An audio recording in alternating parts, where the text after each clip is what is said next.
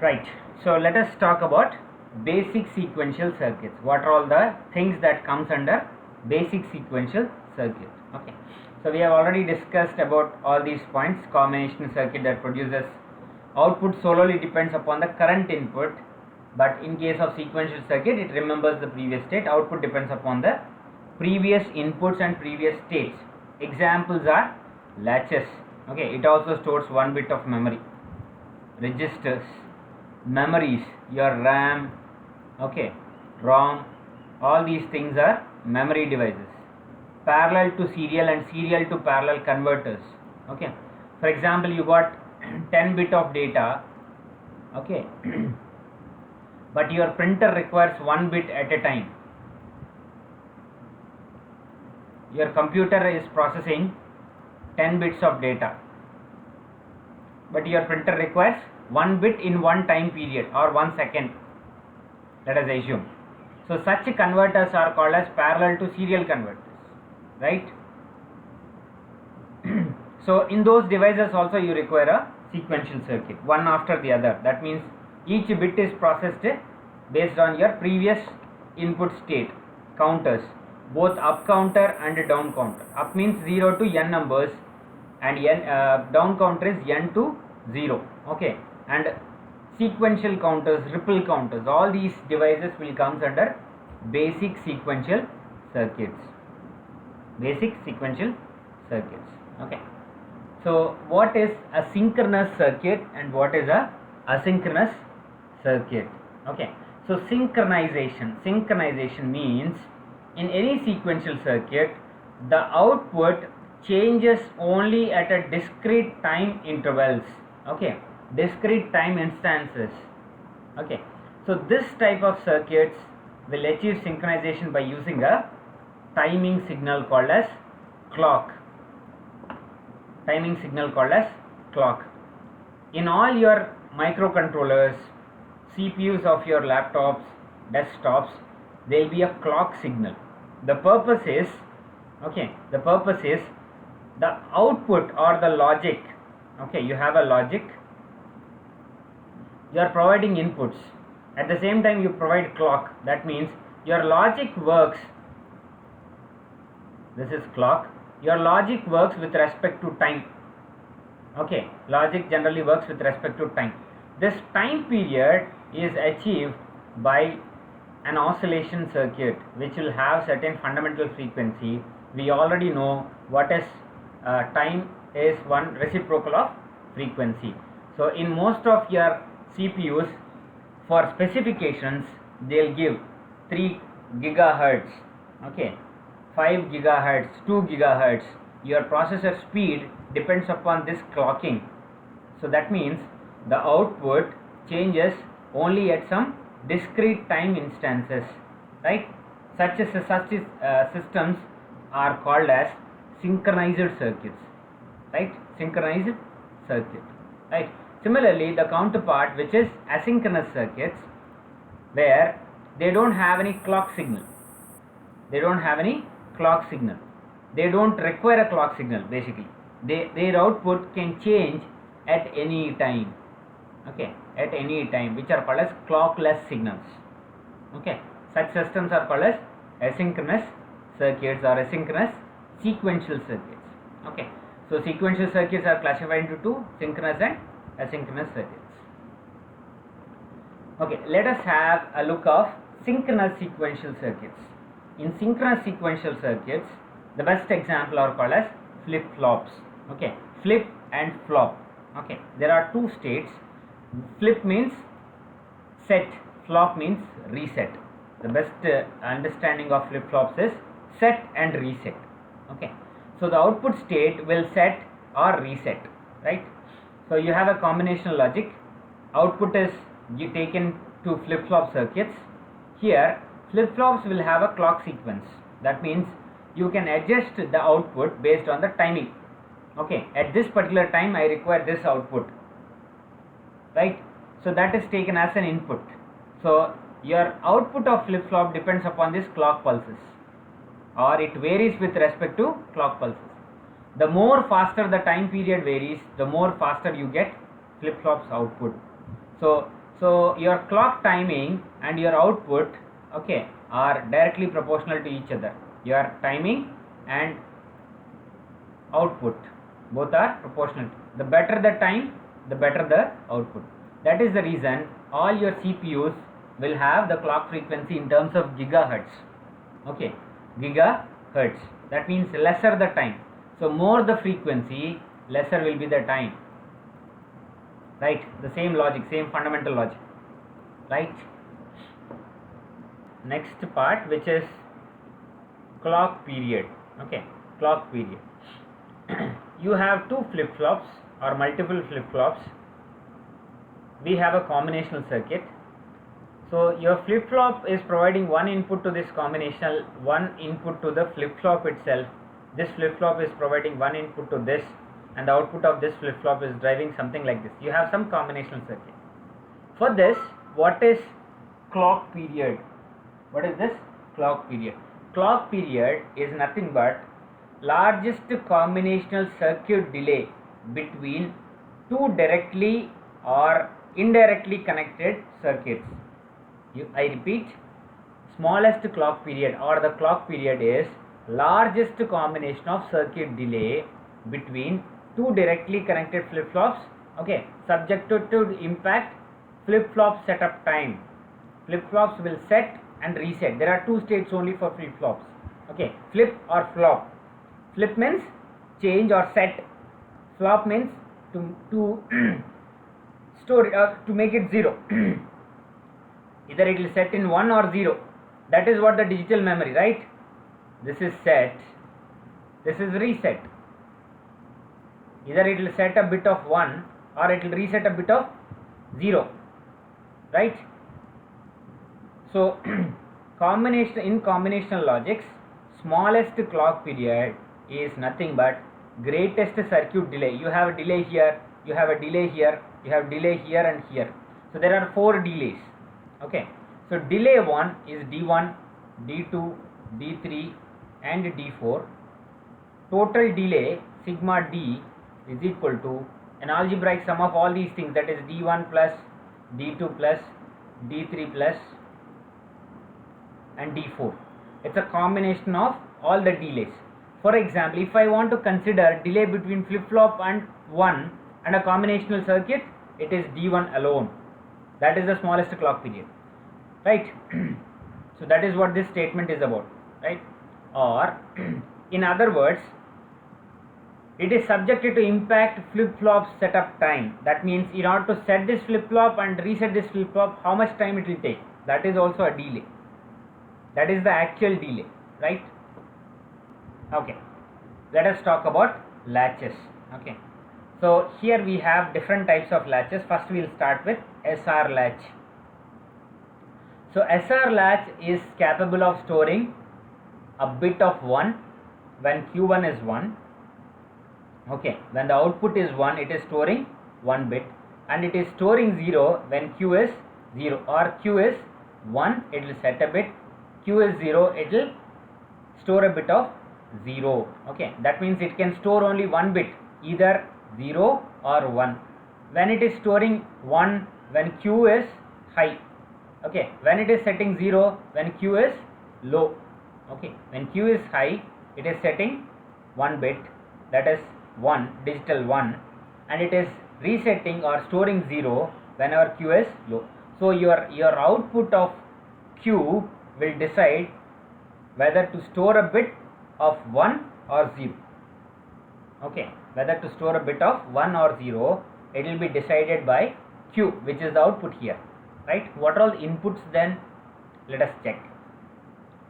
If SR is equal to 1 0, combinations will go like this: 0 0, 0 1, 1 0 and 1 1 for S and R, or R and S, both are the same. Okay, for SR, if it is 0 0, what is Q? Q dash is just a complement, right? What is Q state? Okay, let us discuss this. When SR is 1 0, when SR is 1 0, Q1 will be 1. The latch is storing at 1. We call it as setting of the latch. Okay, setting of this latch. The internal circuit will be discussed in the later slides. Okay. So if SR is 1 0, Q1 is equal to 1. If SR is 1 0, we have a change of that is if we change SR to 0 0, then the latch will remain in Q1 only. In other words, it will remember, right? For example, if it is 0 0, we don't consider. First we will consider with 1 0. SR is 1 0. This state it will store 1, right? If we set it to 0 0 also, it will remember the Q state. So if SR is 0 1, then Q is equal to 0. If we are making this one, okay, setting means S means set, R means reset.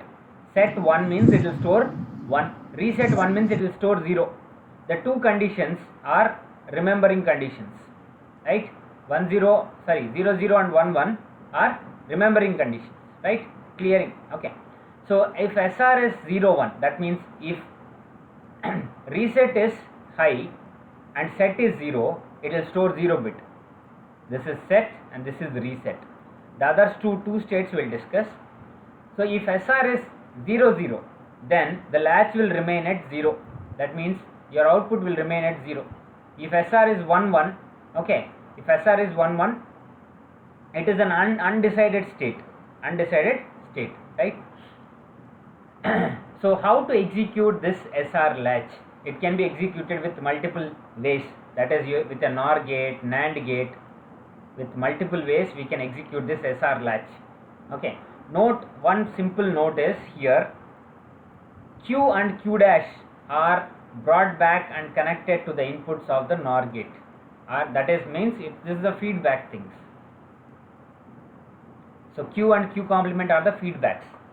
Okay, both set and reset are 1, that is an undefined state. That is, see, we have already discussed, this state is called as undefined. We don't know what is the state, right? 0 0 output is 0, 0 1 set, reset, 1 0 set. That is, if S is equal to 1 and R is equal to 0, it will store 1 bit, that is digital 1. If set is equal to 0, reset is equal to 1, it will set a 0 bit or reset. This is set. Okay, so the other two states are not so important states, right? That means 0 0 and 1 1. 1 1 is undefined, 0 0, it will remain in 0 output only. Okay, let us execute this SR latch with using NOR gate, NAND gate. There are different ways. Let us check this NOR gate, right? In NOR gate, the connection is something like this. You have a reset signal at the input, set signal at the input. Okay, this is, assume this NOR gate is 1, this NOR gate is 2, right? So it is having an R at the input, set at the input in the second part. Q is taken back from reset signal NOR gate and connected it with set, and Q dash is connected from set signal output and connected it to reset. Okay, let us start with the first combination. Setting is 1, that is set as high, this state. This is called as clock pulse. It will have two distinct states. The lower part, when the clock signal is like this, it remains digital 0. It is showing a high peak which is 1. Okay, which is 1. The first combination is 1 0, as we have discussed. Okay, 1 0, that is set is 1, reset is 0, right? Set is 0, assuming Q to be 1. What happens for 1 and 1? 1 and 1. Q complement would be 0. If Q complement is 0 and reset for Q complement, it is also 0. Okay, so like this, different states are presented here, right? The next one is 0 0. Q will remain 1. It will remain in the same state. It won't change the state, right? It will remain in the same state. Q complement will be 0. If it is 0 1, if we are resetting it, that means reset as high, this part is high, what happens? Your Q will remain turn to 0, Q1 will remain, Q dash will remain set to 1, that is just a complement. and for 0 0 the same state will occur. It will remain in the same state unless you have a next function which is 1 1. This is using NOR gates. Okay, using NOR gates. Okay, let us discuss the same concept with the help of a NAND gate. This is a NAND gate version. Okay, in NAND gate version we have H dash and R dash, because in NAND gate you have to complement in order to get the output, right? For 0 0 combination, the output states will not change. For 0 1 resetting, 1 0 setting, 0 1 1 output is undefined. NAND gates output we already know. Okay, for all the values it will be high except for 1 1, right, which is 0. Okay, let us start doing this. First value what we should consider is setting. Okay, 0 1 0 1 is set and reset. Reset is high, the Q dash will be 0, right? First value is set state. Okay, set state. Second is 1 1 0 0 will be your output, hold state. This state is called as hold state. Second part 1 0, it is called as a reset state. Reset state, right? Second thing, the last one is 0 0, which is hold state. Again 1 1 we have given, that's the reason it is on hold state. The last state is 0 0, which is 1 1, disallowed state or disallowed state. Disallowed state, right? So now here all these signals, all these states are interdependent. Okay, but how to involve a clock? Because we discussed in the previous slides, we require a clock signal or synchronization, right? Or synchronization, we require a clock signal. So the circuit is given like this. We have two AND gates that are connected with S and R. The output of this AND gates will be provided to another SR latch. Okay, so for both the inputs you have an input called as clock. The clock signal is like this. If I am giving it like this, if it is this, it is 0, if it is this, it is 1. Okay, there are two levels. Okay, that is, if I am giving a clock signal 0, this is the steepest part. Okay, the depth part is 0, the peak part is 1, right? That is the clock signal. Directly you can give 1 and 0 whatever at S, but clock signal it should be in pulses. Okay, it should be in pulses. Okay, let us check the very first state, which is 1 0. Clock is high. If clock is high only and if your set is high, okay, then your reset should be low, the output Q will be set.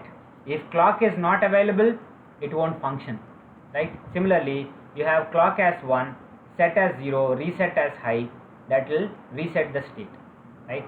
If clock is there 0 0, there won't be any change in value. If clock is high and the two inputs are 1 1, it is an undefined state. Okay, clock is just to synchronize. Okay, clock is just to synchronize. In the previous cases, if you consider an AND gate or a NAND gate, any typical gate I am considering. So if you change, okay, for this two inputs instantaneously you will get an output as 0. But if I am working with a large circuit like this, okay, when these two things will change, that I cannot decide. But here I can decide, because your clock signal will allow whatever the changes in inputs might be there, your clock signal will allow only at a particular time input. That is the significance of clock. Okay, so latch is more sensitive if the input changes where C1 is equal to 1. If C1 is equal to 1, then only the whole circuit will work, else it won't work, right? So the best example for this is in your PC. Okay, in your PC you have a clock generator. If the clock generator fails, or if there is a problem with a crystal generator, okay, crystal clock generator or crystal frequency generator, the whole CPU will not work, or it will work in a malfunction. Okay, it will malfunction, right?